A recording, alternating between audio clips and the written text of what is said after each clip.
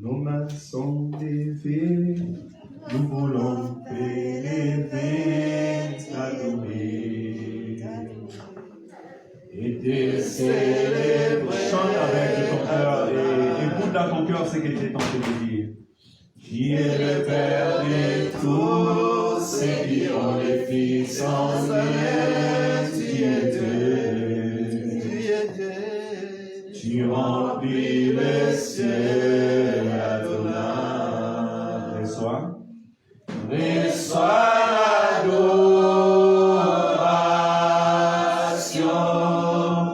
Tu es roi des gloires. Notre victoire. Dieu, tu sais.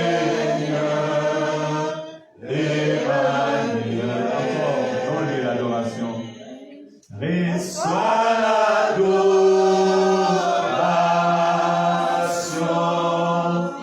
tu es le roi des gloires, notre victoire,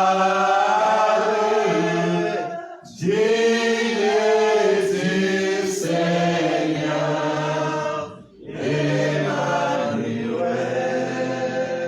Amen, amen. Il est digne d'adoration. Il est digne de gloire, Fabrice. Il est digne d'adoration. Il est digne de gloire. Il est digne que nous l'élevons. Amen. Parce qu'il est en réalité notre force. Il est en réalité notre vie. Si ça contentait que de nous, peut-être on n'allait même pas s'élever. Mais il nous a élevés encore ce matin. L'Éternel est ta force de tous les jours. Amen, amen. L'Éternel est ta force de tous les jours. Je bénis l'Éternel parce qu'hier j'étais en train d'intercéder avec Papa Thierry pour l'Église de Dieu. Et je bénis l'Éternel. Alléluia. Je bénis l'Éternel aussi pour notre Papa Jeff. Le Seigneur exauce à nos prières. Et je sais que dans la vie quotidienne de tout un chacun de nous, nous avons un témoignage pour la gloire de Dieu. Alléluia. Je bénis l'Éternel aussi parce que notre maman Germaine est là au milieu de nous. Est-ce qu'on peut acclamer le Seigneur? Voilà, ça fait plus d'un mois, on n'a pas vu. Mais Dieu a fait grâce. Que le nom de l'Éternel soit glorifié. Bon, Dieu inère. Il faut que je respecte l'heure. Aujourd'hui, je vais donner une seconde vie à un serviteur, un servant de Dieu. Je vais parler de la vie chrétienne, la vie d'un messager. Alléluia. Parce que c'est vrai, la vie chrétienne, ce n'est pas une vie en rose. Si tu attends que dans ta vie chrétienne, que tout soit en rose, frère, sœur, dans le Seigneur, je te dirais, attends les revenus de Christ. Attends dans la nouvelle Jérusalem. C'est là où toute ta vie sera en rose. Alléluia. Parce que c'est dans la nouvelle Jérusalem qu'il n'y aura pas de pleurs, qu'il n'y aura pas de combat, qu'il n'y aura pas de cris. Alléluia. Qu'il n'y aura pas la mort, qu'il n'y aura pas la maladie, qu'il n'y aura pas l'adversité. C'est dans la nouvelle Jérusalem. Amen. Amen. Mais aujourd'hui, tant que Christ n'est pas revenu, il y a un combat. Le premier combat est le combat le plus terrible. C'est sur le toit qui brille en toi. Alléluia. Amen. Tu as reçu Jésus. La Bible déclare et que dans la chambre haute, quand le Saint-Esprit était descendu, une flamme s'est reposée sur tout un chacun d'eux. Donc il y avait un feu qui brillait sur eux. Et la Bible me dit, il fait des anges comme des vents et de ses serviteurs comme des flammes de feu. Donc, aussi longtemps que tu es un enfant de Dieu, tu es devenu une flamme de feu. Alors, le monde des ténèbres, leur combat, c'est d'éteindre ton feu. Alléluia. Amen. Ça, c'est le premier combat. Et maintenant, va savoir de quel chemin le diable va entrer. Va savoir quel est le moyen que le diable va utiliser pour éteindre ton feu. Alléluia. Amen. Et j'aimerais, à travers le message d'aujourd'hui, nous encourager les uns les autres, afin que chacun de nous puisse prendre garde de lui-même, de sa vie chrétienne, et cela est très important. Et ce message, lorsque je l'ai reçu, parce que la Bible dit que c'est lui qui donne la sémence au semeur pour s'aimer dans son champ. Alléluia. Amen. C'est lui qui donne la semence, c'est Dieu. La sémence, c'est la parole de Dieu. Son champ, c'est l'église de Dieu. Et tout serviteur, servant de Dieu, va chercher la face de l'Éternel, va prier l'Éternel, et l'Éternel lui donne son message pour donner à son peuple. Et je pense que c'est autant convenable que le Seigneur parle à son peuple. Et laisse que cette parole vienne fortifier la vie d'une personne aujourd'hui dans le nom de Jésus. Le thème d'aujourd'hui, c'est mon messager. Or, mon messager, c'est mon envoyé. Donc, je suis toujours dans le même thème que nous avons parcouru pendant presque 1 mois et demi. Et sur ce thème, nous avons vu qu'un envoyé, c'est un messager, comme on nous a dit le jeudi dernier. Un messager, c'est celui qu'on envoie en mission pour aller accomplir quelque chose. Un messager, aussi, on nous a dit que c'est une personne qui porte un message. Et on m'a dit aussi qu'un messager, il est un agent. Souvent, dans la politique, nous voyons qu'on envoie des émissaires, on envoie des agents pour aller vérifier, enquêter avant que le Seigneur fasse quelque chose. On se rappellera qu'avant qu'Israël fasse tomber les murs de Jéricho, on avait envoyé des espions qui sont partis visiter la ville et ils sont revenus pour dire comment est-ce qu'on pouvait aller attaquer cette ville. Alléluia. Amen. De la même manière aussi, le Seigneur nous envoie étant disciples parce qu'on nous a dit aussi le messager ou bien les envoyés, ce sont les disciples. Et Christ nous a envoyés, dans Matthieu chapitre 28, d'aller et de faire de toutes les nations des disciples. Mais pourquoi? Parce qu'il y a un événement qui arrive. Christ envoie ses disciples parce que Christ revient. Et il veut que nous soyons ceux-là qui vont préparer les nations, préparer le peuple au retour du Christ. Alléluia. Amen. Et laisse que celui qui est dans sa mission soit béni encore ce matin. Amen. Mais laissons-nous nous dire ce matin que tout celui qui est envoyé, tout celui qui est un messager du Seigneur doit savoir les difficultés de la mission. Aujourd'hui, j'essaierai un peu de détailler, de nous montrer les difficultés de la mission et de prendre conscience de cela. Amen, amen. Amen. Parce que si on te dit tu seras béni, tu dis amen, mais il faut savoir que quand tu es béni dans le combat. La Bible me dit que je suis victorieux. Mais qui est ce catcheur qui a gagné victorieux sans avoir fait la catch? Qui est ce soldat qui est parti gagner un combat sans avoir esquivé les tirs de balles? Alléluia. Il faut être rapide. Hein? Il faut vraiment être rapide. Alléluia. Donc nous allons prendre ces trucs. On va apprendre aujourd'hui les difficultés de la mission et aussi comment est-ce que tenir fort face à la difficulté de la mission. On verra aussi comment est-ce qu'on peut avoir les témoignages du ciel. Amen. Parce que notre mission sur la terre des hommes ou un messager du Seigneur sur la terre des hommes, premièrement, il doit prendre conscience de son travail sur la terre et chercher toujours les témoignages d'en haut. Amen. Parce que c'est les témoignages d'en haut qui te donnera la force de continuer ton combat, de vivre selon la pensée de Dieu. Alors, avant de commencer, nous allons d'abord lire la parole de Dieu. Déjà, le jeudi, j'avais donné Matthieu chapitre 11. C'est là où on avait fait sortir dans le verset 10 mon messager. Parce que la Bible dit que voici, j'envoie mon messager devant toi pour préparer le chemin. Et ces messagers-là, c'était Jean-Baptiste qui devait venir sur la terre avec l'esprit d'Élie. Et aujourd'hui, je vais essayer d'aller un peu plus en profondeur. On peut ouvrir nos Bibles dans les livres de Matthieu. Tu peux avancer, s'il te plaît? J'ai écrit d'abord Marc. Alors, on va lire d'abord dans le livre de Marc, chapitre 6, verset 17 à 24. Et une autre personne pourra préparer déjà Matthieu, 10, 16 à 24. Marc chapitre 6, verset 17. Je vais inviter l'Église à honorer la parole de Dieu.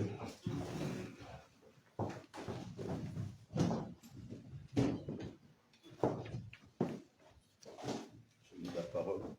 Non, tu diras Matthieu, moi je vais lire Marc.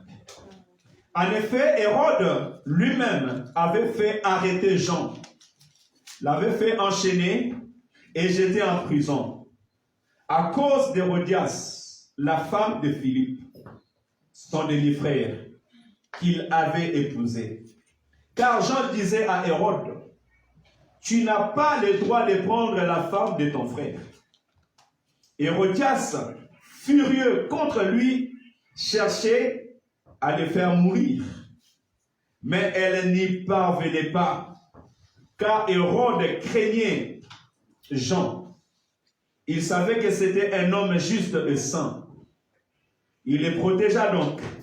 Quand il entendait parler, il en resta fort perplexe. Et pourtant, il aimait l'attendre. Verset 21. Un jour cependant, Hérodiade trouva une occasion favorable lors de l'anniversaire d'Hérode. Celui-ci organisa ce jour-là une grande fête à laquelle il invita les hauts dignitaires de sa cour, les officiers supérieurs et les notables de la Galilée. Au cours de la banquet, la fille d'Hérodiade entra dans la salle. Elle dansa. Hérode et ses invités étaient sous son charme. Le roi dit alors à la jeune fille, demande-moi ce que tu voudras et je te le donnerai.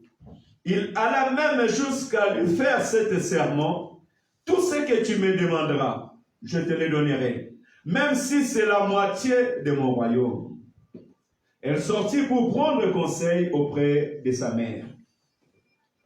Que vais-je lui demander?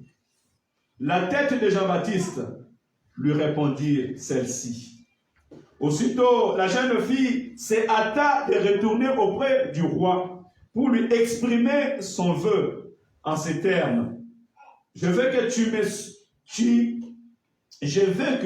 tout de suite, tu me donnes sur un plat la tête de Jean-Baptiste. Le roi en fut consterné, mais à cause de son serment et de ses invités, il ne voulut pas le lui refuser.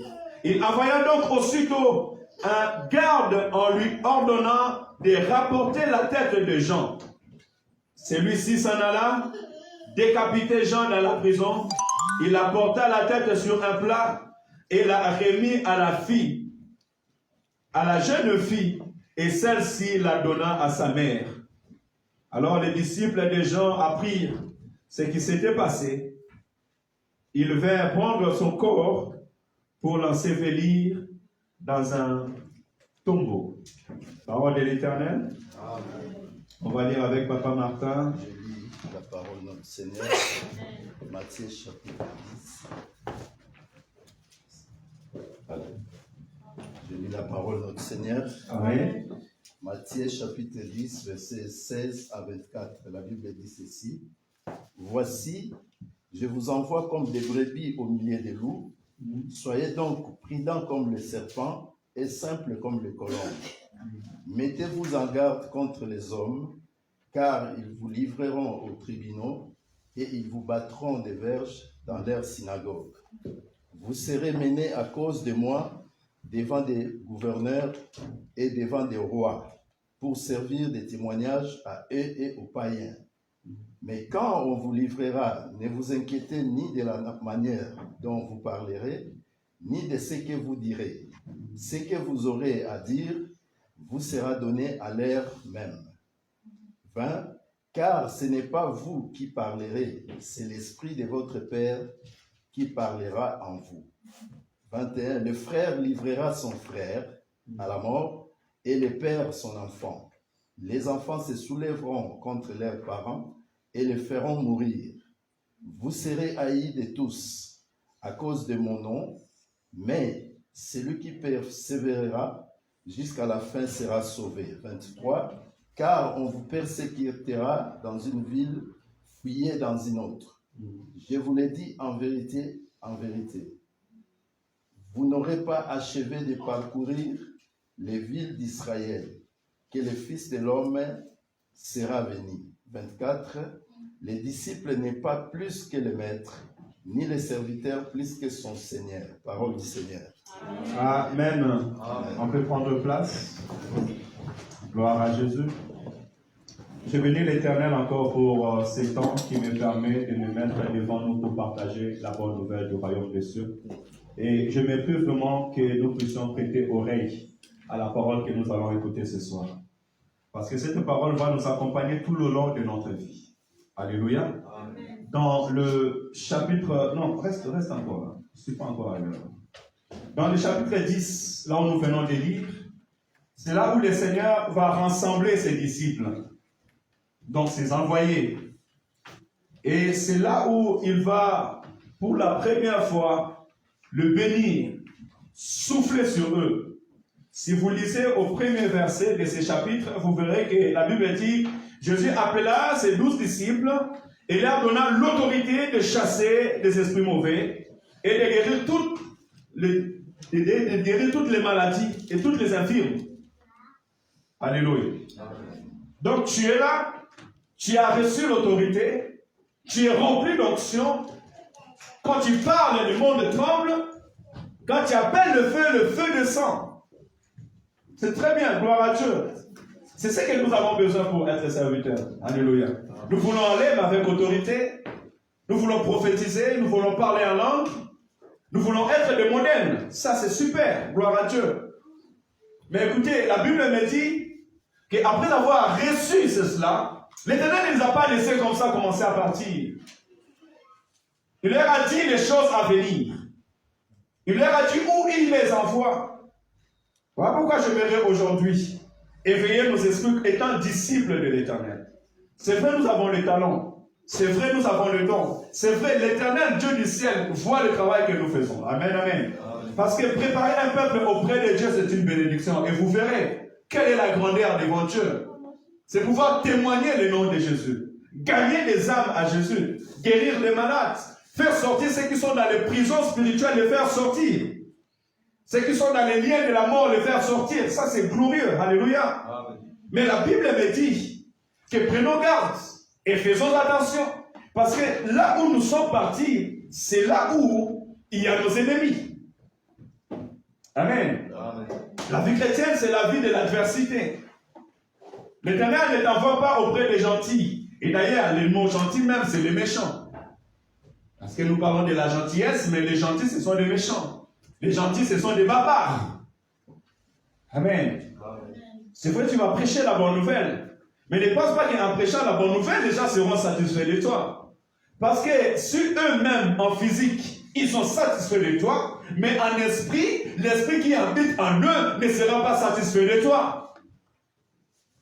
Parce que l'esprit qui vient posséder une personne ne peut pas laisser cette personne comme ça, sans agiter, sans chercher à combattre.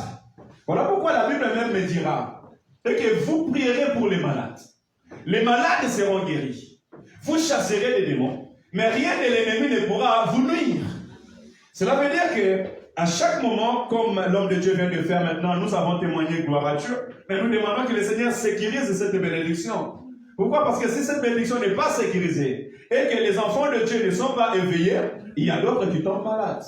Il y a d'autres qui diront, tiens, j'étais attaqué juste quand je viens de témoigner. Pourquoi? Parce que les flèches de l'ennemi, elle est invisible, que tu ne le vois pas. Amen, amen. Voilà pourquoi le Seigneur a voulu préparer ses disciples. Pour leur dire que dans le terrain que vous allez, il y aura l'adversité. Les gens ne vont pas forcément vous recevoir. Il y aura des insultes. Il y aura des rejets. Vous voyez, c'est comme aujourd'hui, si vous regardez les élections présidentielles, j'étais en train de regarder l'un de personnes qui a mis sa candidature, je ne vais pas citer son nom. Et directement sur Internet, je vis qu'on a fait sortir toute sa famille. On a dit que celui-là, il vient d'une famille de barbares. Son frère, c'est un meurtrier. D'ailleurs, regardez les noms, sa soeur ou bien son père était en prison. Vous voyez? Parce qu'il veut entrer dans un terrain. Et le terrain qui vient entrer, c'est un terrain de gloire. Le terrain qui vient entrer, c'est un terrain de conquête. Et le monde va s'élever pour t'anéantir. Alléluia. Le monde va s'élever pour arrêter ta course. Mais moi qui ai déjà avisé de ces choses, comment je vais être? Alléluia. Amen. La vie chrétienne n'est pas facile. La vie d'un serviteur, d'un servant de Dieu n'est pas facile. La vie d'un serviteur, d'un servant de Dieu, tu dois être préparé au préalable. Et notre préparation au préalable, nous avons une préparation d'avance, une préparation spirituelle, une préparation mentale. Amen. Amen. Parce que si spirituellement tu n'es pas prêt, tu ne pourras pas résister à l'ennemi. La Bible dit que le diable est venu secouer Job. Il a pris ses enfants. Il a pris ses biens. Job s'est retrouvé par terre. Et comme il continue à persévérer, Job est devenu malade. La Bible dit que même dans sa peau, il coulait le puits coulait sur ses peaux. J'étais sur la terre. Tout le monde pointait le doigt sur Job. Mais Job a dit, même si la chair quittait mes os, voyez, même si la chair quittait mes os, ça veut dire que même si j'étais enterré sous la terre, parce que la chair quitte les os lorsqu'on l'enterre, il y a décomposition. Il dit que mon rédempteur est vivant et il se lèvera les derniers.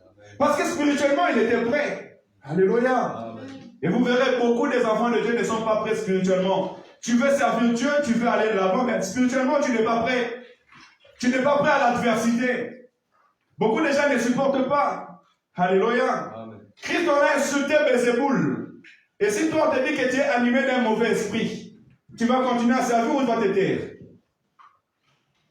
Alléluia. Amen. Amen, amen. On a pris Christ pour le lapider, et la première fois, on l'a pris pour aller le jeter sur la hauteur. Donc ça veut dire qu'il était seul au milieu du monde. Ni sur lui aux Arabes. Wapi. Amen, amen. Amen. Donc il est très important pour nos serviteurs, servants de Dieu, nous puissions comprendre ces choses. Dans les livres de... Non, reste là, je vais de là-bas, ça sera les détails. Dans les livres de Marc, là où nous venons de lire, ça nous parle de Jean-Baptiste. Jean-Baptiste est l'accomplissement de la prophétie. Amen, amen. Amen. Parce qu'un messager, lorsqu'il vient sur la terre des hommes, il vient accomplir une mission particulière que l'Éternel avait prédit déjà d'avance. L'Église sur la terre des hommes, c'est l'accomplissement de la prophétie de Dieu. Alléluia. Amen.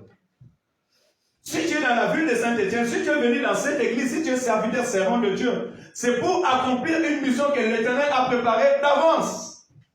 D'avance, avant même que tu sois né. Parce que Christ, dans Jean chapitre 17, il a prié pour les disciples et il a prié aussi pour tous ceux qui croiront en son nom à travers la prédication des disciples. Ça veut dire que Jésus-Christ a prié pour moi avant même que je sois né. Amen.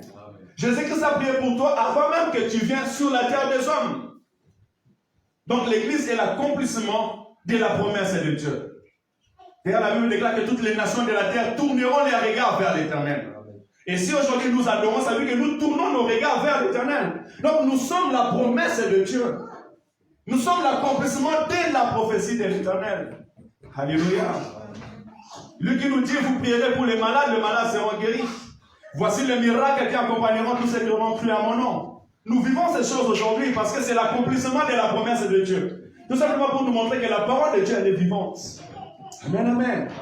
Donc Jean-Baptiste venant sur la terre des hommes, il avait une mission. Sa mission c'était de préparer les retours ou bien l'arrivée du Seigneur. C'était de préparer les jours du Seigneur. Et aujourd'hui les Jean-Baptiste c'est nous. Nous étant église, toi étant qu'un messager, toi étant qu'un envoyé, tu es en train de préparer les chemins de Christ. Alléluia. Amen. L'église est en train de préparer les chemins de Christ parce que Christ dit, je m'en vais vous préparer une place et lorsque j'aurai préparé cette place, je reviendrai pour vous chercher afin que là où je suis, vous aussi vous y soyez. L'église, la mission de l'église, comme Jean m'a dit, c'est de préparer les chemins du Seigneur. Et je suis en train de préparer les chemins du Seigneur par cette prédication en te disant que répare ton cœur avec Dieu. Chaque jour, fais l'effort de réparer ta vie avec le Seigneur. Fais cet effort-là. Alléluia. Amen. Si tu as commencé avec un péché dans janvier, tu ne vas pas finir avec ça en décembre. Alléluia. Comment tu comptes entrer dans l'année 2022? Jésus-Christ revient. Alléluia. Amen. Ne soyons pas sous les jougs de l'ennemi. Ne soyons pas sous la servitude de l'ennemi parce que Christ revient. Quand nous prions, quand nous cherchons la face de Dieu, nous sommes en train de préparer le chemin du Seigneur. Et Jean-Baptiste aussi a fait cela. Jean-Baptiste a appelé à la repentance. Il disait, répentez-vous, changez de comportement, car le royaume de Dieu est proche. Et ce royaume-là, c'était l'arrivée du Seigneur Jésus-Christ. C'était la mort de Christ sur la croix pour la vie de tout un chacun de nous. Amen, amen. C'est ça la mission que Jean-Baptiste avait. Et on me dit qu'un messager, là je suis en train de tirer les sons dans la vie de Jean-Baptiste. On dit qu'un messager, c'est celui qui est le pilier de la vérité. Amen. Un messager ne dépend pas des hommes. Un disciple assis ne dépend pas des hommes. Il ne dépend pas des circonstances. Amen, amen. Jean-Baptiste s'est levé et il disait, répentez-vous, changez de comportement, car le royaume de Dieu est proche. Et je peux dire ce matin, répentons-nous, changeons de comportement. Amen, amen.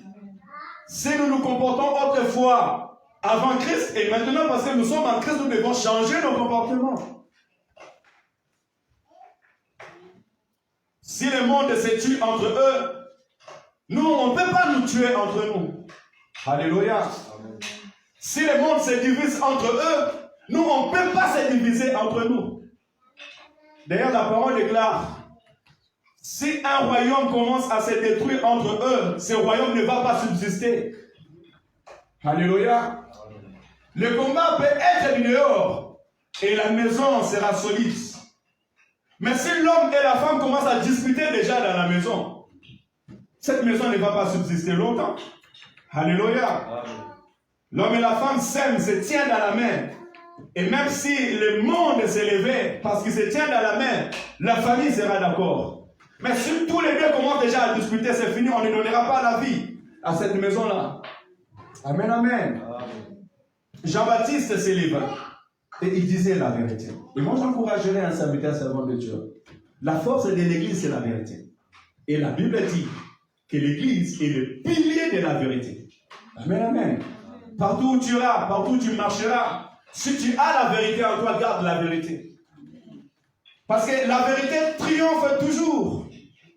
La vérité triomphe toujours. Et la vérité, ce n'est pas ce que tu me dis. La vérité, c'est ce que l'Éternel Dieu dit. La vérité, c'est la parole de Dieu. La vérité, c'est Jésus-Christ de Nazareth. Alléluia. Il dit, je suis le chemin, la vérité et la vie.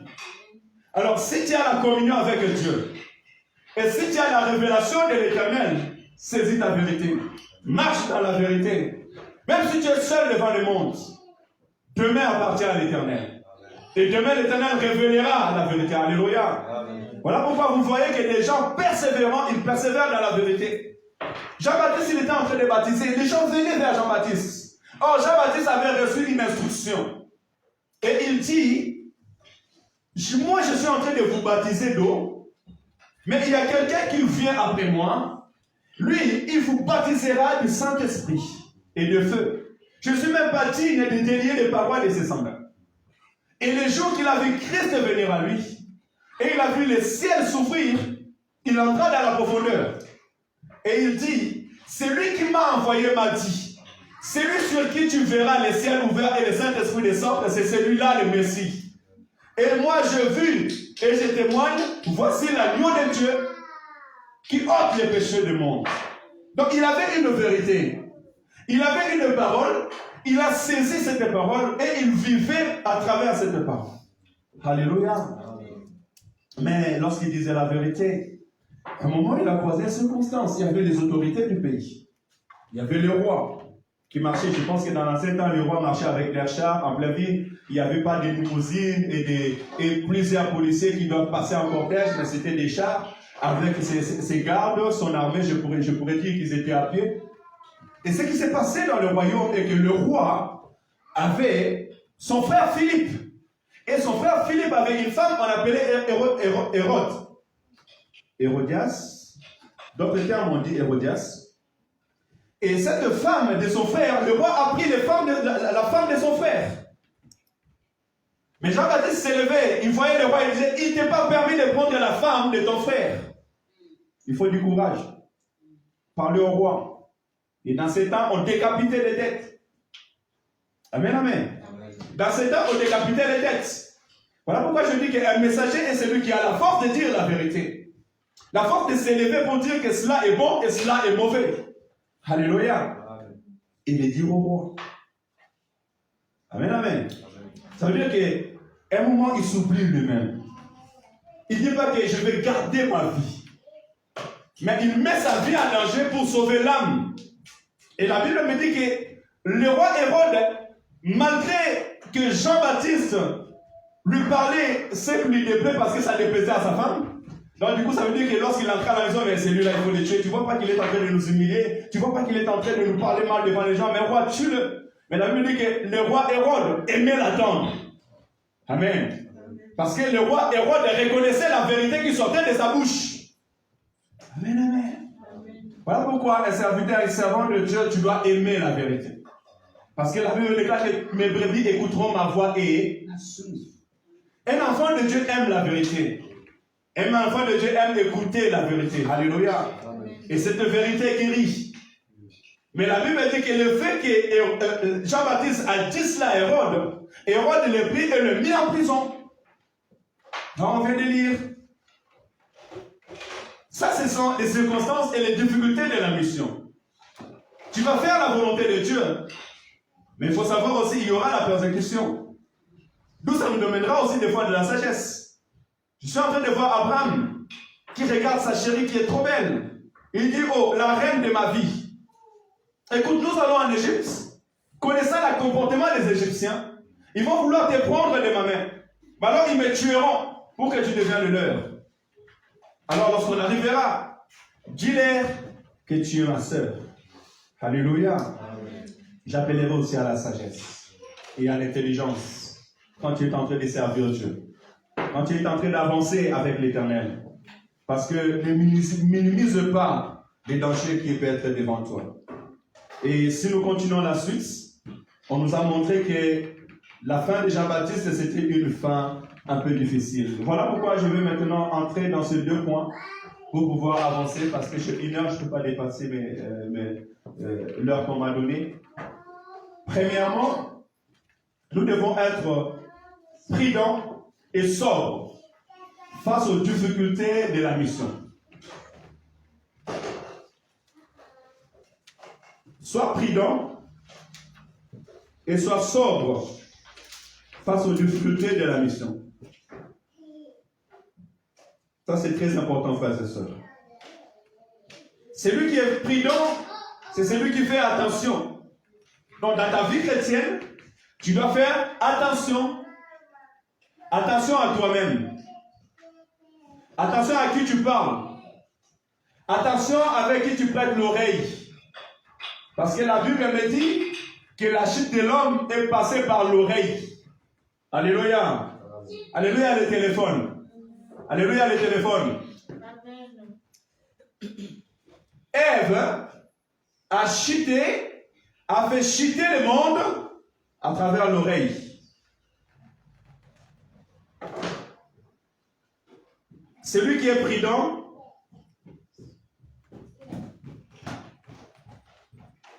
juge les dangers. La Bible déclare, l'homme prudent voit le mal de loin et se cache. Alléluia. Amen. Et je vais dire plus loin, la prudence, c'est être en communion avec Dieu. Pourquoi la prudence est être en communion avec Dieu?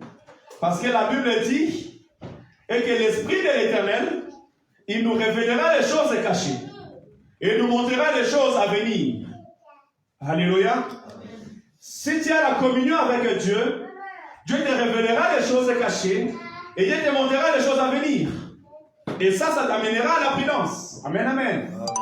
Parce que Joseph et Marie étaient connectés avec Dieu. Lorsque Hérode a voulu tuer les enfants, la Bible dit que l'ange de l'Éternel est descendu. Il a dit à Joseph et Marie, prenez l'enfant, allez-y en Égypte. Car il y a des personnes qui en veulent à l'enfant. La communion avec le ciel. Et de la même manière, lorsque les dangers passaient, l'ange venait dire à Marie et Joseph, maintenant c'est le temps de retourner en Égypte. Car celui qui en voulait à la vie de l'enfant ne plus. Amen, amen. Tu ne vas pas sauter les dangers par tes propres calculs. Mais par la communion avec Dieu, Dieu te donnera la sagesse et l'intelligence. Il te donnera la connaissance nécessaire de juger les situations. Alléluia. Et ça, c'est la force d'un envoyé, la force d'un serviteur, la force d'une servante, la force d'un père, la force d'une mère. C'est de pouvoir lire les temps. Amen, amen. Cela est très important. Et celui qui est sobre, c'est celui qui agit avec modération. Celui qui est discret et celui qui est tempérant. Amen. Est-ce que dans ta vie tu es tempérant? Parce que si tu n'as pas la tempérance, mais attention, un soldat qui va à la guerre ne va pas prendre son arme et commencer à tirer comme ça. Mais tu vas tirer comme ça, tu vas finir toutes tes balles. Et le sniper t'attendait dans le coin. Quand tu as fini toutes tes balles, tu commences à faire toc, toc, toc, toc. Il n'y a rien dedans. Et là même, un enfant va s'élever, tu vas t'agenouiller. Alléluia. C'est ce que la parole de Dieu veut nous encourager aujourd'hui dans notre mission. Soyons pris donc, soyons intelligents. Face à quoi? Face à la persécution. Amen. Parce que dans ta mission, sache-le qu'il y aura la persécution. Sache-le qu'il y aura la persécution. Regardez ce que je vais augmenter au-delà parce que dans la persécution, vous verrez dans Matthieu chapitre 10, on a bien vu comment est-ce que Jean Baptiste a été persécuté, mis en prison et même décapité. Mais on va regarder par exemple dans le livre des Actes des Apôtres chapitre 26. Là c'est l'apôtre Paul qui dit lui-même ce qu'il était en train de faire par rapport à l'église. Acte 26, verset 10 à 11. L'apôtre me dit, je lis la parole de notre Seigneur. C'est ce que j'ai fait à Jérusalem. J'ai jeté en prison, en vertu du pouvoir que j'avais reçu des chefs de prêtres, un grand nombre de ceux qui appartenaient à Dieu. Lorsque j'agissais de la commande, lorsque j'agissais de les condamner, lorsqu'il s'agissait de les condamner, excusez-moi, j'ai voté leur mise à mort. J'ai passé d'une synagogue à l'autre pour les faire punir et essayer de les contraindre à renier leur foi. Dans l'excès de ma fureur, j'allais les attaquer jusque dans la ville étrangère. Alléluia. Ça, la persécution. Aujourd'hui, tu ne vas plus voir l'esprit qui joue sur Saoul. Hein? Mais tu vas tout simplement les constater. Il y a des esprits qui te pousseront à régner à la foi, à abandonner à la foi, à dire que Dieu n'existe pas. À dire que je ne veux pas prier, je ne veux plus prier. Combien d'entre nous ont déjà dit que moi je ne veux plus prier, je ne veux pas prier? Ça, la persécution dans la vie chrétienne. Et ça peut prendre toutes les formes. Parce que le diable est rusé. Et le diable, quand il est rusé, il peut prendre toutes les formes. Pierre marchait avec Jésus. Il savait que Christ devait mourir à la croix pour nous. Et Pierre va regarder Jésus disant, ne plaise à Dieu, tu ne mourras pas. C'est bien, non, je ne vais pas mourir, je veux vivre. Je veux rester longtemps au milieu d'eux. Mais Christ le regarda disant, loin de moi, Satan, car ta volonté n'est pas la volonté de Dieu. Alléluia. C'est pour te dire que le diable peut entrer dans n'importe quel corps, dans n'importe quelle personne. Même celui dont tu penses que ça ne peut pas sortir, ça sortira. Alléluia. Parce que l'esprit a une habitation, et l'habitation de l'esprit, c'est le corps humain. Faites attention à la persécution. L'apôtre Paul est jeté en prison pour faire taire des gens. Et un missionnaire, un envoyé de Dieu, l'objectif de Satan, c'est de faire taire. Que nous le voulons ou pas, la volonté du diable est que cette église se ferme. Tu dis le diable, même ton frère est dans le Seigneur. Même ta sœur dans le Seigneur. Donc peut-être tu manges avec eux. Alléluia. Mais la volonté que vous fermez, vous ne priez plus.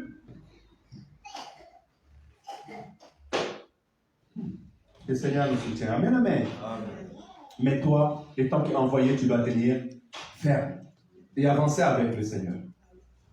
Non seulement la persécution, parce que la persécution aussi, elle nous amènera aussi à porter notre croix. Je sais que c'est dans Matthieu chapitre 16, verset 24. Tu dois savoir que dans la vie chrétienne, les difficultés de sa mission, c'est de porter sa croix. Là, c'est Christ qui me dit dans Matthieu 16, 24. Il y a beaucoup qui n'arrivent pas à porter leur croix. La croix n'est pas des persécutions qui viennent directement à l'étranger, mais ce sont des persécutions sur ton chemin à toi.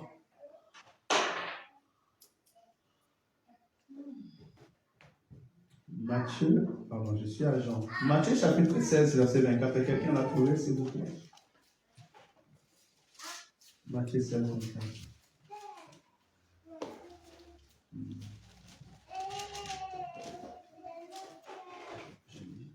Amen. La parole de notre Seigneur. Amen. Matthieu chapitre 16, verset 24.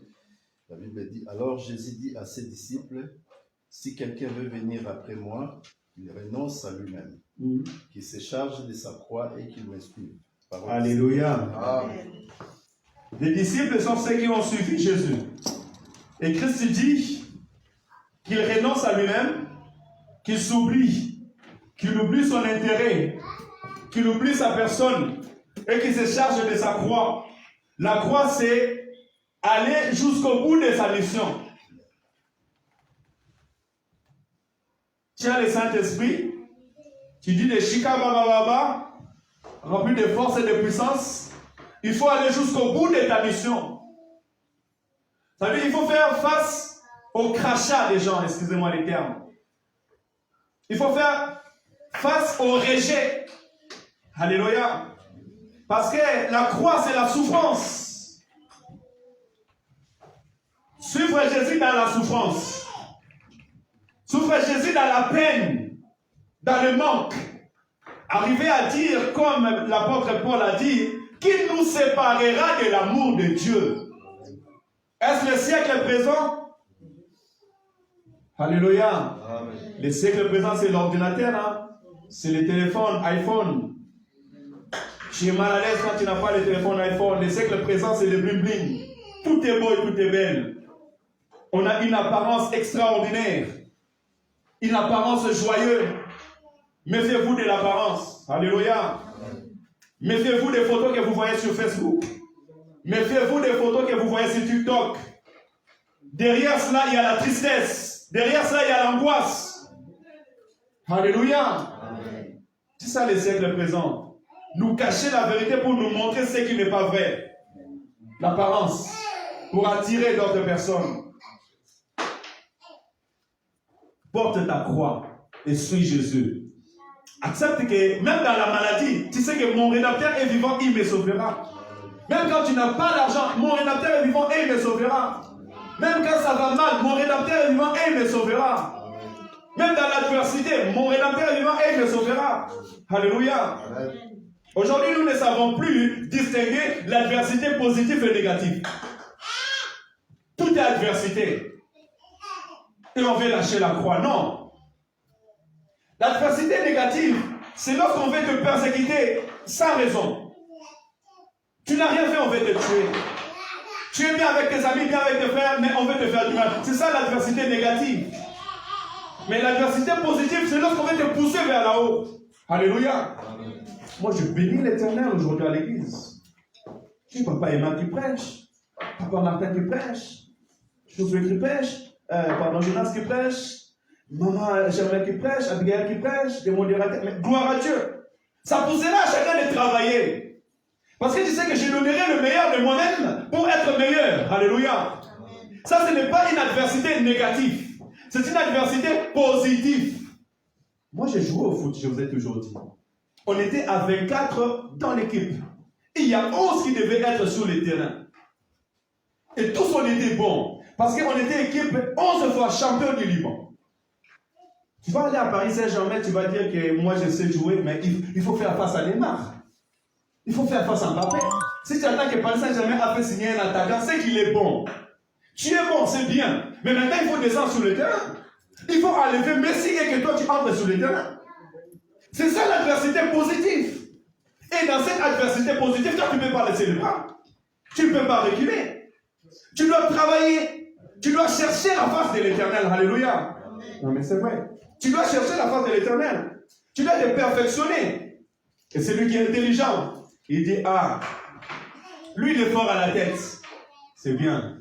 Moi maintenant je vais faire fort au pied. Parce que lui il est fort à la tête. Moi je vais demander maintenant le balle au pied. Toi tu es attaquant, moi je suis attaquant. Je vais aller reculer au milieu du terrain, je récupère la balle, je vais balle au pied. Toi tu attends les centres et moi je tire. Alléluia. C'est comme ça l'église doit vivre parce que tous nous sommes un corps. Nous sommes un corps. Alléluia. Cela est très important. Et ça nous empêchera, nous, de nous tirer les balles les uns les autres. Tu dois porter ta croix. Et il faut savoir aussi qu'un messager, il y a la prison et il y a la mort. Amen. Parce que nous sommes pèlerins sur la terre des hommes. Messager, il y a la persécution, il y a la prison et il y a la mort. Et l'objectif de cette mort-là, c'est pour que tu régnes à la foi. Voilà pourquoi vous verrez comme des gens comme Fernando Coutinho, regardez aujourd'hui. J'ai fait l'écodime dans l'église de Pasteur Coutinho Fernando, je suis baptisé là-bas. C'est lui-même qui avait béni le mariage de mon père et de ma mère. Le Seigneur le bénisse là où il est. Mais aujourd'hui, vous les voyez, c'est un jeune homme puissant.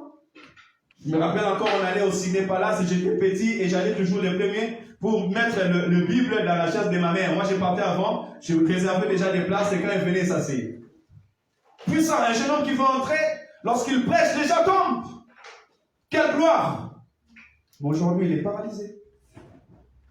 Vous voyez, il s'en sort aujourd'hui. C'est ça la vie d'un enfant de Dieu. Des fois, la fin d'un serviteur de Dieu, c'est comme ça. Tout simplement pour voir ta foi. Donc en prison, Jean-Baptiste nous a donné les livres de l'Apocalypse. Il avait les yeux crevés, aveugles. Ce n'est pas lui qui a écrit même. Il a reçu la révélation et celui qui était à côté de lui écrivait. L'apôtre Pierre, quand on voulait le tuer, on a voulu le crucifier. Il a dit, ne me crucifiez pas comme ça comme mon maître. Mettez-moi à l'envers. On lui a crucifié à l'envers. Or, la mort de crucifixion, c'est une mort atroce. Quand on vient te vider de ton sang. Alléluia. Mais toi qui vas servir Dieu, toi qui es appelé à servir Dieu, toi qui dis missionnaire, tu dois savoir, souvent notre fin c'est difficile. Voilà pourquoi tu peux être malade. Tu dis, mais Seigneur, pourquoi cette maladie? Seigneur, mais Seigneur, est-ce que tu ne me vois pas? Tu pries, mais tu es malade. Ce sont des persécutions. Mais ce n'est pas ta maladie qui va t'arrêter ton chemin. Amen, amen. Amen. Tu pries Dieu, Dieu bénit tous ceux qui sont à côté de toi, toi tu n'es pas béni. Et souvent pour nous, serviteurs de Dieu, tu peux avoir le même problème. Toi tu as le même problème. Tu pries à l'Éternel, tu n'as pas de réponse. Mais tu vas prier pour une autre personne, la personne sera guérie. Il aura la solution et la réponse. Est-ce parce que Dieu t'a abandonné? Non. La Bible dit que l'apôtre Paul, il avait quelque chose, une bosse sur son dos. Il priait pour les gens guérissés. Mais lorsqu'il est venu vers Dieu, il dit, mais Seigneur, mais pourquoi moi je ne suis pas guéri? Christ dit, ma grâce te suffit. Mon pardon te suffit. Des fois, il nous suffit, étant serviteur de Dieu, d'être avec Christ. De marcher avec le Christ, de connaître Christ et que Christ nous utilise. Alléluia. Amen. Donc ça, ce sont des persécutions. On pourra encore détailler, mais il faut le temps, il faut que j'avance. Tu dois prendre conscience de toutes ces choses lorsque tu es en train de servir Dieu. L'Église doit prendre conscience de toutes ces choses pour pouvoir grandir, pour pouvoir persévérer. Parce que si tu n'as pas pris conscience de toutes ces choses, la maladie peut venir, tu vas abandonner la foi. Le manque d'argent peut venir, tu vas abandonner la foi. Les soucis soucis, les difficultés, l'adversité peut venir, tu vas abandonner la foi. Parce que sachez que l'adversité viendra. Les combats viendront. Alléluia. Les soucis dans la vie viendront parce que nous sommes sur la terre des hommes. La maladie est encore sur la terre. La souffrance est encore sur la terre. La mort est encore sur la terre. Elle n'a pas encore quitté. Et c'est dans la nouvelle Jérusalem qu'on nous verra plus là. Amen, amen. Sois fortifié. Prends courage. Serre l'Éternel ton Dieu. Amen, amen. Voilà pourquoi moi j'ai cette option de David. Vous savez, David, lorsqu'il est tombé auprès de Beersheba, Dieu est venu le punir. Et Dieu lui a fait deux choix. Il dit, choisis. C'est moi qui t'ai puni ou c'est les hommes? David a dit, oh Seigneur, je préfère rester entre tes mains. Même si tu me punis, tu auras pitié de moi. Mais si tu me laisses entre les mains des hommes, ils me tueront. Alléluia. Confie-toi aux hommes. Confie-toi au monde. La Bible dit, malheur à l'homme qui se confie à l'homme, mais heureux l'homme qui se confie à l'Éternel. Parce que l'Éternel est un Dieu qui est rempli de compassion. L'Éternel est un Dieu qui est rempli d'amour. Il suffit que tu lui appelles le Père et qu'il te regarde avec amour. Je me dis que le fils est produit qui est parti. Il a pris le bien de la maison. Il est parti faire avec ce qu'il voulait. Mais le jour qu'il s'est dit en lui-même, je retournerai auprès de mon Père et je parlerai à mon Père. Lorsqu'il est revenu, le Père l'attendait dehors. Alléluia. Nous prions un Dieu plein d'amour. Nous prions un Dieu qui ne rejette point. Nous prions un Dieu qui ne regarde pas selon le mal, mais il regarde aujourd'hui et demain. Alléluia. L'Éternel n'est pas là pour te lapider, mais il te dit, va et ne pêche plus. Alléluia. C'est un Dieu qui aime les changements. Et tout celui qui dit Père, il écoute. Parce qu'il dit, je n'abandonne jamais ce qui vient à moi. Nous allons avancer parce qu'il me reste presque 10 minutes que je dois arrêter maintenant. Pour avoir la force de surmonter toutes ces choses, les difficultés, les épreuves de la vie, l'adversité, nous devons, dans notre esprit, chercher à avoir les témoignages du ciel.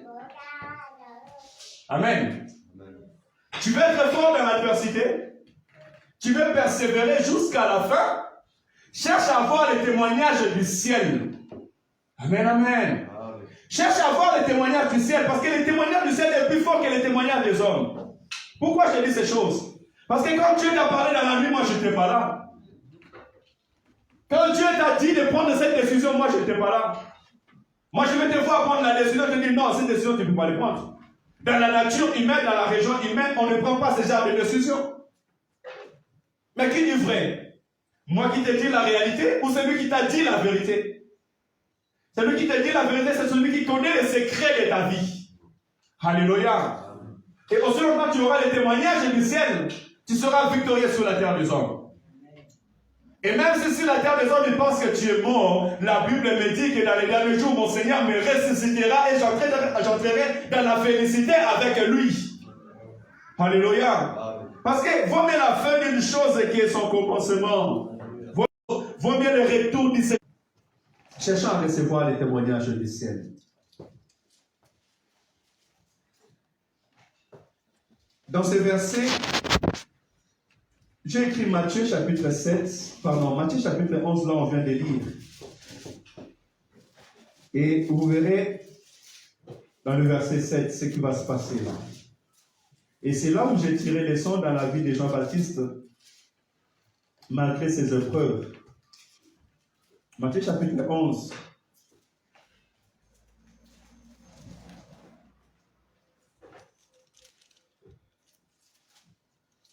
Verset 2, la Bible dit, du fond de sa prison, Jean apprit tout ce que faisait le Christ. Et là, je lis le verset 2. Il envoya auprès de lui 2 de ses disciples. Ils lui demandèrent, est-il celui qui devait venir, ou bien devons-nous encore attendre un autre?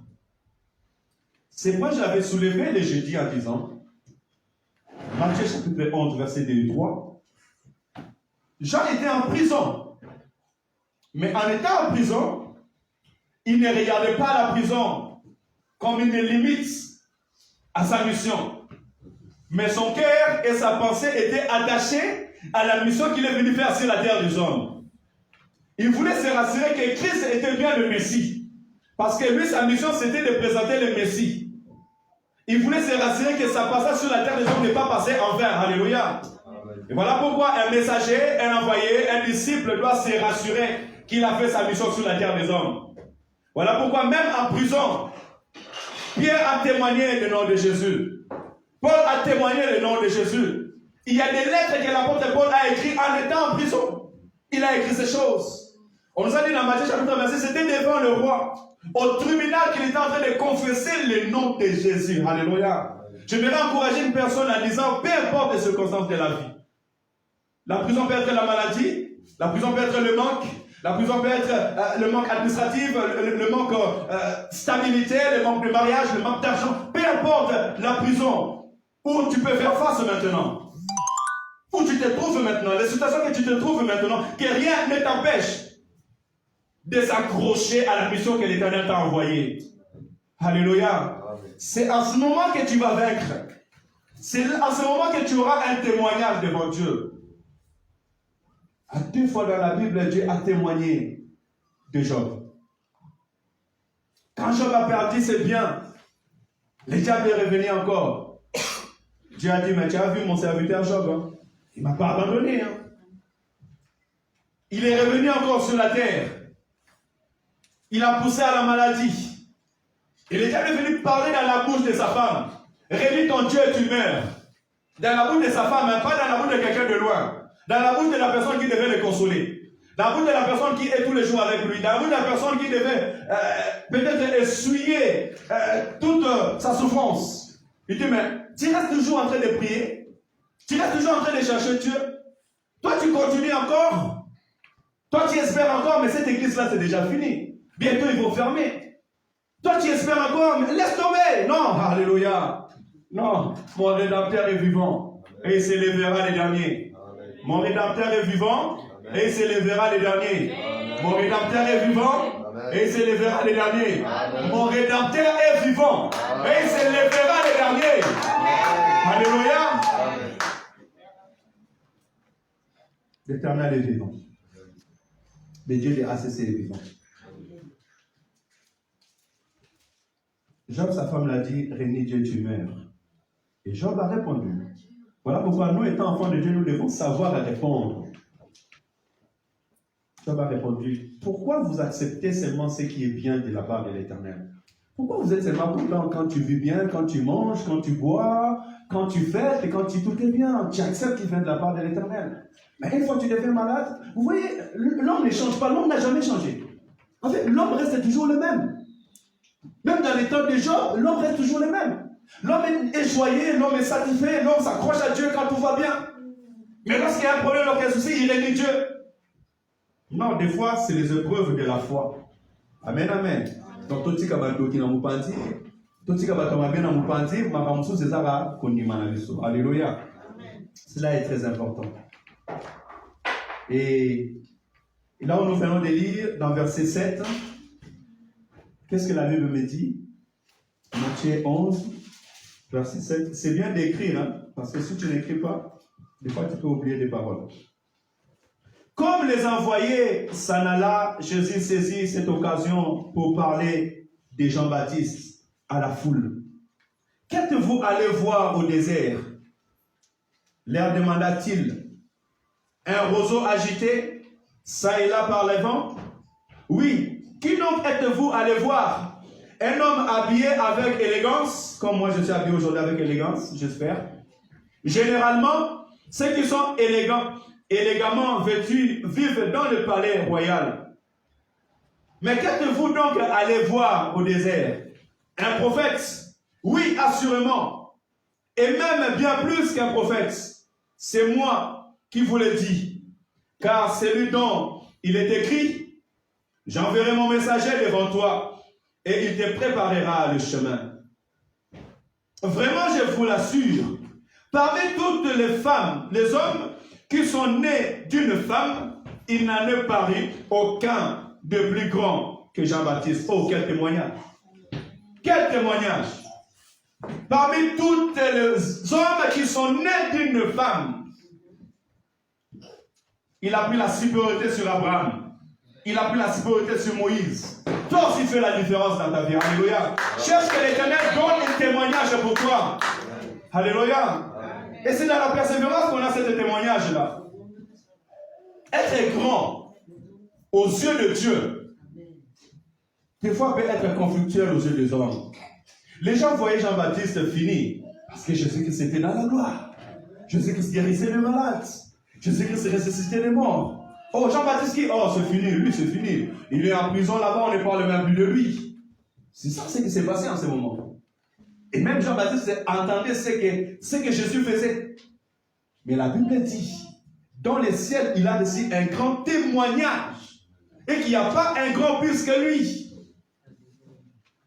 C'est ce que toi aussi tu as besoin.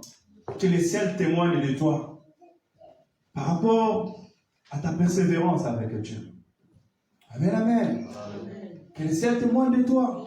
Témoignent de ta persévérance. Ta vie chrétienne. J'écris aussi, ne perds pas ta foi. Parce que Christ le dira dans le verset 6, si vous montez dans le même chapitre, Matthieu chapitre 11, verset 6, il dit, heureux c'est lui qui ne perdra pas la foi à cause de moi. Amen. Pour résister aux difficultés de la mission de la vie chrétienne des disciples, il ne faut pas perdre ta foi.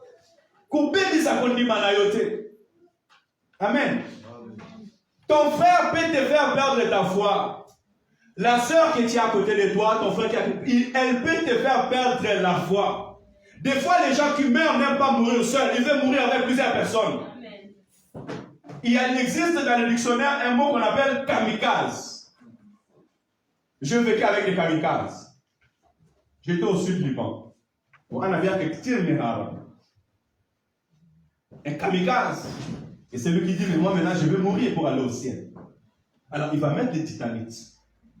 Et si les mêmes méchants tuent son meilleur ami, il va te dire, est-ce que tu peux m'accompagner avec ta voiture? Donc, ah mon pote, il n'y a pas de souci, viens, je vais t'accompagner avec ma voiture. Vous partez sur l'attentement, Allah, et toi et lui, vous êtes partis. Il y a aussi des kamikazes comme ça spirituels. Lorsqu'il veut mourir, il ne veut pas mourir seul. Il veut mourir avec plusieurs personnes. Alléluia. Mais c'est à toi d'avoir le discernement. De savoir est-ce que ce chemin me mène à la mort ou ce chemin me mène à la vie. Alléluia. C'est toi-même avec Dieu. Et des fois même le Seigneur te parle pendant la nuit, mais tu ne prends même pas garde. Tu dis, ah, c'est seulement un songe. Bon, l'Éternel t'a averti pendant la nuit qu'il fait attention. Non, lui c'est mon frère, elle-même c'est ma sœur. Elle ne peut jamais me faire du mal. C'est seulement comme ça. Je pense que c'est seulement une vision. Oui, c'est une vision. Parce que Dieu se trompe. L'Éternel ne regarde pas ce qui frappe à l'œil. L'Éternel regarde ce qui est dans le cœur. Or, ce qui est dans le cœur de l'homme, la Bible déclare, le cœur de l'homme est tordu par-dessus tout. Qui ira le sonder? Amen, amen. Vraiment que le Seigneur nous garde pour garder notre foi. Donc, les conseils que je vais te donner aujourd'hui, garde ta foi. De 3, ne considère pas les biens matériels. La Bible dit que Jésus-Christ au verset 8, toujours dans le chapitre 11, il dit, qui êtes-vous allé voir? Une personne qui était habillée en élégance? Non. Je me rappelle encore des témoignages de mon bien-aimé Fabrice, je vous présenterai Fabrice tout à l'heure. Il m'a dit un témoignage qu'il a vécu en Angola parce qu'il vient tout juste d'Angola. Et ça m'avait touché, hein. Et j'ai compris son regard. Il se disait, mais un pasteur qui est là, qui travaille, qui fait la maçonnerie, je pense que ça touchait ta tête aujourd'hui, il est là. Alléluia, c'est un chef d'entreprise, hein. On bénit l'Éternel et je travaille avec lui. Mais c'est aussi le fruit du travail. Il a vu le sérieux, il est venu à l'église. Toi aussi, tu peux faire de même. Alléluia. Il n'a pas considéré le bien matériel. Il vivait sa vie chrétienne ou sa mission dans toute la simplicité. C'est ça aussi, moi, je t'encouragerai aujourd'hui, ne considère pas le bien matériel. Amen, amen. Beaucoup de gens perdent la foi à cause du bien matériel. Tu veux être comme pasteur, tu veux t'habiller comme pasteur, tu veux t'habiller comme Maman Nadia. Maman Nadia a mis les cabellos. C'est les cabellos, non, Maman Nadia? C'est cabello, non? Maman Nadia a mis les cabellos, toi aussi tu veux mettre cabello. Mais tu ne sais pas que Maman Nadia, elle a un CDI. Peut-être que son salaire la permet d'acheter quelque chose à 500 euros. Toi, tu ne touches même pas les SMIC. Peut-être que tu es encore dans les RSA, excusez-moi pour ceux qui prennent les RSA, tu touches 430 euros, tu veux acheter les cabelos de 430 euros. Mais tu vas manger quoi à la fin du mois? Tu vas acheter une voiture. Tu vas acheter une maison. Mais tu n'es même pas encore prêt. C'est ça qui me tue. Le bien matériel. On veut ressembler à tout le monde. Non, non, non. Tu ne peux pas ressembler à tout le monde. Tu as ta vie, tu as ton histoire. Et tu as ton temps. Il y a 20 ans, tu pourras acheter tout ce que tu veux. Mais maintenant, contente-toi de ce que tu as et cherche la face de Dieu. Alléluia. On a de big church maintenant. Des grands church. On va prendre une église de 100, 200, 350 personnes. Ils sont partis faire le fétiche. Ils commencent à aller prendre les matites là-bas, les cabanes, juste mettre dans la bouche pour prophétiser. Aujourd'hui, les féticheurs ont quitté les fétiches, ils sont devenus des pasteurs. Ils guérissent les gens avec des fétiches. Voilà pourquoi nous voyons toutes les mauvaises choses qui se passent. Parce qu'on veut ressembler aux autres, on veut être grand, on veut qu'on puisse nous voir. Or, dans l'église de Dieu, tu n'as pas besoin que je puisse te voir. Dans l'église de Dieu, je n'ai pas besoin de me faire voir. Non, je n'ai pas besoin de ça. C'est Dieu qui me donnera ce témoignage-là. Alléluia. Tu n'as pas besoin qu'on sache que toi tu prêches bien, tu n'as pas besoin qu'on sache que toi tu modères bien, tu n'as pas besoin qu'on sache que toi tu es le meilleur. Non. D'ailleurs, le caractère de l'homme, ça se manifeste avec les temps. La Bible dit il y a d'autres péchés qu'on voit aujourd'hui directement. Mais il y a d'autres péchés qui dirent dans les temps, c'est dans les temps qu'on va les connaître. Alléluia. Et ça, tu as besoin d'avoir ce discernement pour pouvoir avancer dans la vie chrétienne. Ne considère pas le bien matériel. Et gagne ton royaume avec violence. Amen, amen. Gagne ton royaume avec violence. Et cette violence-là, ce n'est pas d'aller frapper ton frère et ta soeur, mais c'est de continuer pertinemment dans l'œuvre de Dieu. C'est persévérer dans l'œuvre de Dieu. Savoir comment percer. Cette femme qui perdait le sang, il y avait les disciples, il y avait la foule. Mais la Bible dit, elle s'est dit en elle-même, si je vais et je touche la bille de Jésus, je serai guéri. Elle n'a pas regardé le monde, elle a faufilé pour aller toucher la bille de Jésus. Et elle était guérie. C'est ça, c'est faire violence. Aller jusqu'au bout de ce que le Seigneur t'a mis à cœur pour pouvoir vivre. La Bible déclare, lorsque tu seras saisi de l'Esprit de Dieu, fais ce que l'Esprit te pousse à faire. Est-ce que toi, tu fais ce que l'Esprit te pousse à faire? Le Saint-Esprit va te dire, lève-toi, commence à prier. Ah, il est 2 heures du matin. Lève-toi, fais quelque chose à l'église. Ah non, moi, si je fais, on va me voir. Non, non, non, moi, je me cache encore. Oui, cache-toi. Cache-toi, continue à te cacher. Il y a de ceux qu'on a appelés méchants serviteurs. Parce qu'ils avaient leur talent, ils sont partis les cacher sous la terre. Mais il y a de ceux qu'on a dit bons serviteurs. Ce sont ceux qui avaient 4 talents, ils sont partis dans les marchés, ils l'ont multiplié, ils l'ont mis en œuvre. Et quand le Seigneur est venu, il leur a dit, entrez dans ma gloire, bon et fidèle serviteur. Parce que notre Dieu, c'est le Dieu qui va récolter là où il n'a pas semé. Si Dieu t'a sauvé toi, il va chercher que Yannick soit sauvé, mais à travers toi. Si toi tu gardes ta foi pour toi-même, à la fin du compte, tu seras appelé méchant serviteur. Dieu m'a fait un prédicateur, c'est enfin qu'en moi, je deviens un père de prédicateurs. Voilà pourquoi plusieurs prédicateurs doivent sortir de moi. C'est là où je serai déclaré bon serviteur. Mais si je prends ce micro et je le garde tout le long de ma vie, Élisée est mort avec sa bénédiction. Élisée est mort avec sa bénédiction. Bien sûr que Géasi lui-même a cherché la faute, mais je pense qu'Élisée aussi pouvait transmettre notre personne parce qu'il y avait plusieurs fils de prophètes. Alléluia. Il est très important pour nous de savoir se faire violence. Et dans le verset 12, vous allez les lire si vous voulez les lire à la maison, qui est toujours chapitre 11, verset 12. Qu'est-ce qu'il me dit? Depuis l'époque de Jean-Baptiste à Paris jusqu'à cette heure, le royaume des cieux s'est forcé un passage avec violence. Et ce sont les violents qui s'en emparent. Amen, amen. Donc, fais-toi violence dans la vie chrétienne. Et le Seigneur te bénira. Hein? Je vais m'arrêter là. Je vous laisse lire Timothée, chapitre 6, verset 12 à la maison. C'est une très belle parole. Je vous les laisse lire à la maison, même si ça me fait mal au cœur de ne pas les lire. Vous voulez que je lise Timothée, chapitre 12, verset 11? Vous me permettez? Parce que j'ai déjà dépassé mon heure. C'est pas bon. Je dois être un exemple et là, je n'ai pas fait l'exemple. Timothée.